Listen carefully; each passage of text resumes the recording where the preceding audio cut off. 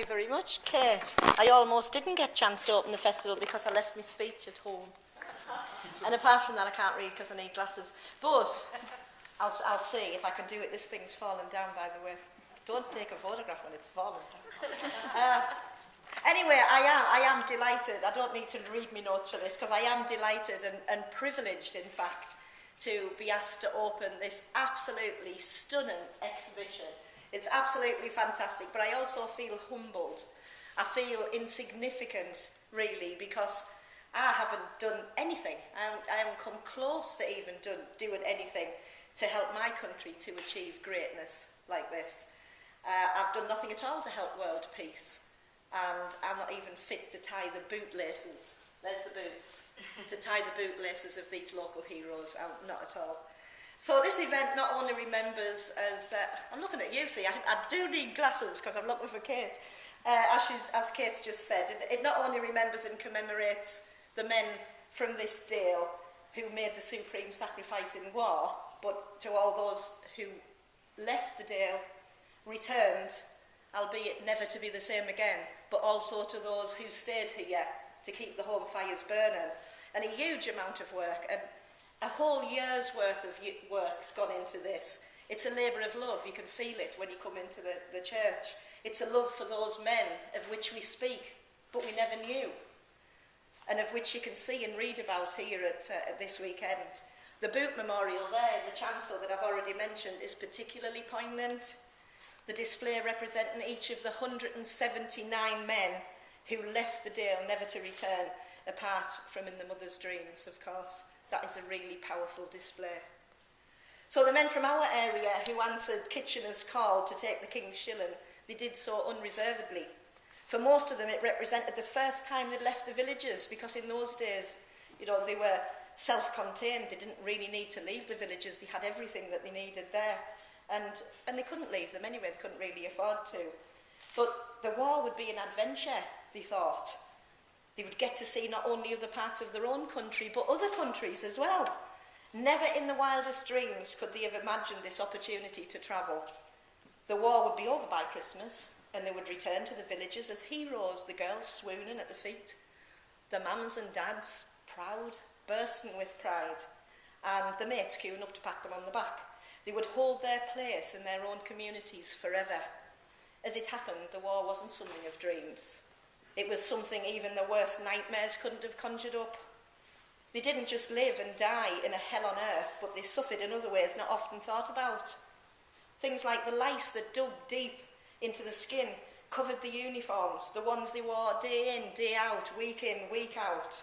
And even when the military hierarchy deemed that they could change them, even after they'd been laundered, the little tiny insects couldn't remove and the itching started again.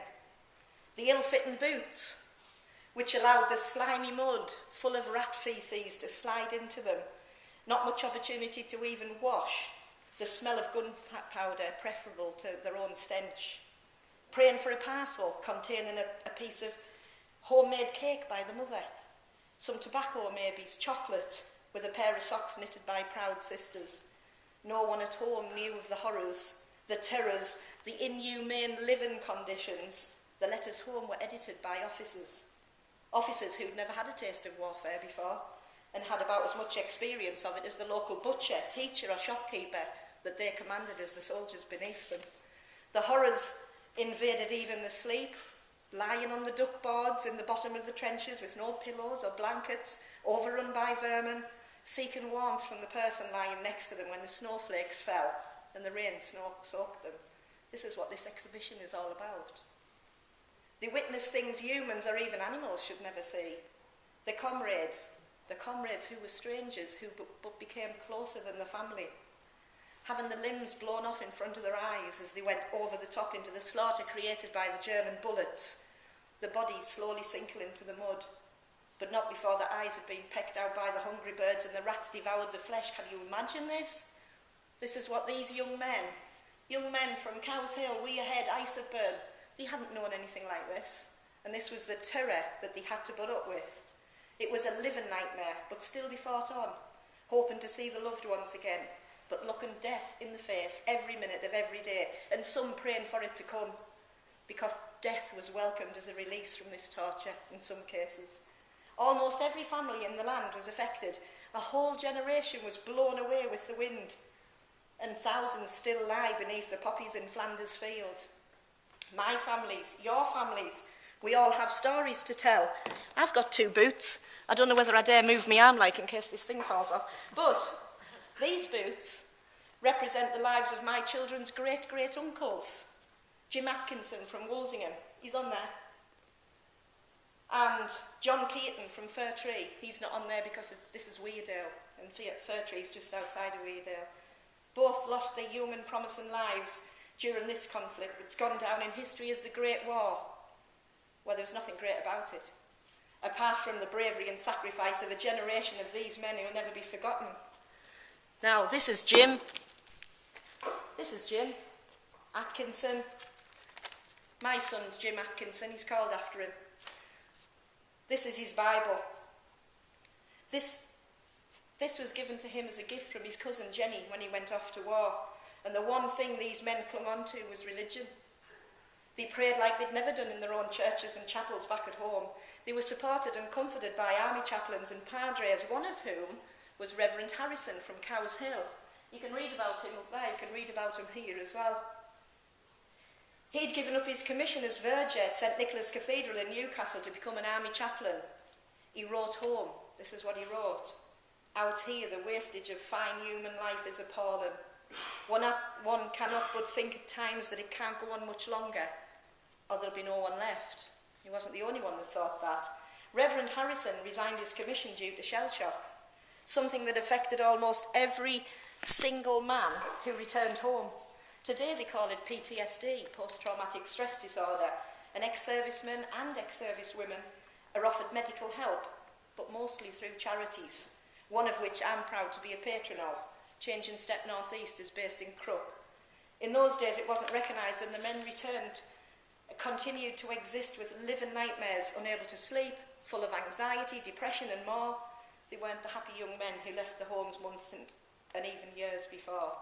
We owe them a huge debt. The ones that returned, we owe them a huge debt as well. They and the ones who didn't return will never be forgotten, because of people like Kate, David and Ken Hetherington, Sarah Haynes and Kathleen Kirby, who keep their memories alive. 179 young men from this dale never saw the villages again, and some lie in some foreign field they'd never even heard of before August the 4th, 1914. August the 4th, 1914. You've all contributed to this fitting and fantastic exhibition that amazingly coincides with the 104th anniversary of that day, the day hell began its ascent to earth. So I'd like to convey my own thanks to you all, although not officially here as Deputy Lieutenant of this ancient Palatine, of which saw thousands of our young men, just ordinary young men. I've got 3 brothers, I nearly said 2, but actually I've got 3, that would have just gone off to war if I'd lived in that time, and I would never have seen them again, or if I did, I wouldn't have recognised them. But in any event, I'm going to say that I'm going to thank you on behalf of the Crown, because the Crown would want me to. To all those who supported the festival by acting as stewards, providing information, and making the hundreds of poppies that decorate the church in memory of these men and the families who had to continue their lives without them, because we must remember the families, never known the unspeakable horrors they experienced before death released them. We will remember them. And now I declare this exhibition well and truly open. Thank you very much. Thank you.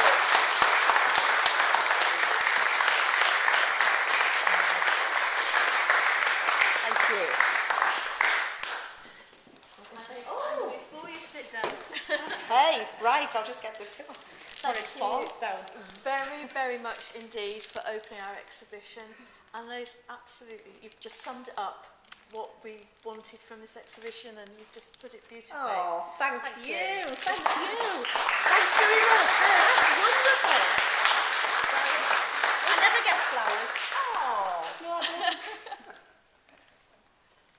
don't. Well, I get daisies.